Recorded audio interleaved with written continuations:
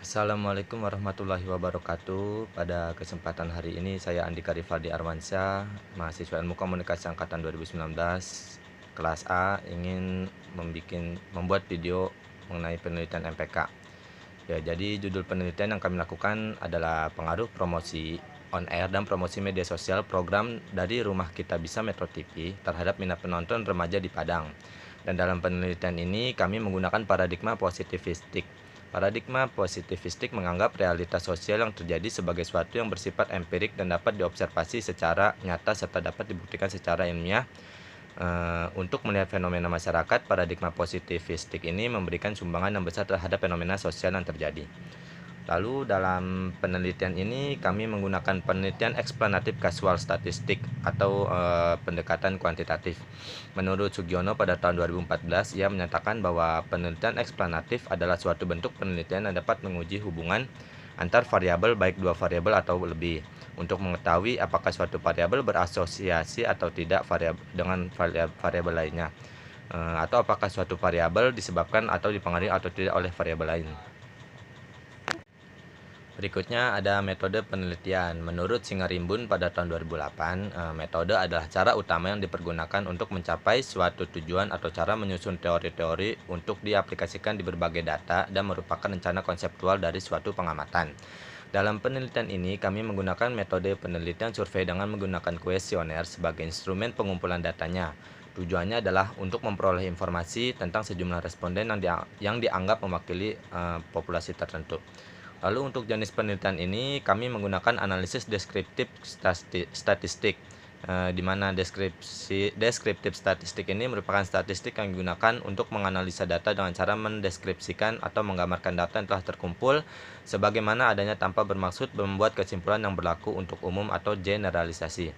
Pada analisis deskriptif ini, kami hanya mendeskripsikan atau menggambarkan data berdasarkan parameter apa adanya seperti distribusi jawaban responden, rata-rata atau mean, data maksimum, data minimum, serta standar deviasinya.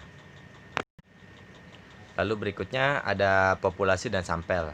Ari Kunto pada tahun 2003 mengemukakan bahwa populasi adalah penelitian merupakan keseluruhan atau universum dari objek penelitian yang dapat berupa manusia, hewan, tumbuh-tumbuhan, sikap hidup, gejala-gejala, atau peristiwa yang terjadi sebagai sumber. Populasi juga merupakan keseluruhan objek penelitian. Nah, dalam penelitian kami ini, populasi adalah para mahasiswa jurusan Pendidikan Tari dan Pendidikan Musik Fakultas Bahasa dan Seni Universitas Negeri Padang, angkatan 2019, yang menonton tayangan promo on air dan promo media sosial program dari Rumah Kita Bisa Metro TV dengan jumlah keseluruhan yaitu 150 dengan jumlah populasi keseluruhan yaitu 159 orang mahasiswa aktif. Lalu berikutnya ada sampel. Iskandar pada tahun 2008 menyatakan bahwa sampel adalah sebagian dari populasi yang diambil secara representatif atau mewakili populasi yang bersangkutan kecil yang diamati. Unit analisis penelitian kami adalah minat penonton remaja di Padang. Dalam hal ini adalah sejumlah 159 mahasiswa aktif dari jurusan Pendidikan Tari dan Musik Fakultas Bahasa dan Seni Universitas Negeri Padang. Lalu berikutnya ada metode pengumpulan data dibagi menjadi dua, yaitu satu, data primer. Menurut Sugiono pada tahun 2004, sumber primer adalah sumber data yang langsung memberikan data kepada pengumpul data. Data primer merupakan data yang didapat dari sumber pertama, dilakukan dengan menyebarkan kuesioner yang berupa pertanyaan yang disusun secara tertulis dengan menggunakan daftar pertanyaan guna memperoleh data berupa jawaban dari responden. Yang kedua, data sekunder. Menurut Sugiono pada tahun 2014 menyatakan bahwa data sekunder adalah sumber data yang diperoleh dengan cara membaca, mempelajari, dan memahami melalui media lain yang bersumber dari literatur, buku-buku, serta dokumen perusahaan. Dalam penelitian ini, kami mendapatkan data sekunder melalui data-data dari buku, jurnal, dan internet. Metode pengukuran data dibagi menjadi dua, yaitu satu, validitas.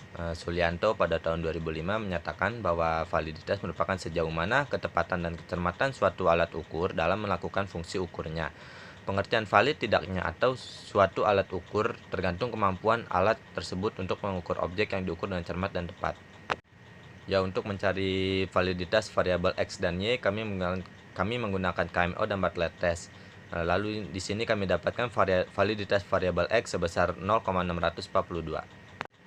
Dan untuk validitas variabel Y, nilai validitasnya adalah 0,776. Untuk yang terakhir, di sini terdapat keterbatasan dan kelemahan penelitian. Keterbatasan penelitian di dalam teori SOR, tidak selalu semua populasi menerima stimulus yang diberikan komunikator kepada komunikan atau organisme dapat diterima atau ditolak oleh komunikan tersebut.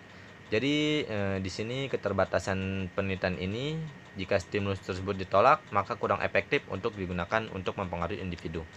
Lalu kelemahan penelitian ini adalah tidak semua populasi mengetahui program acara dari Rumah Kita Bisa Metro TV.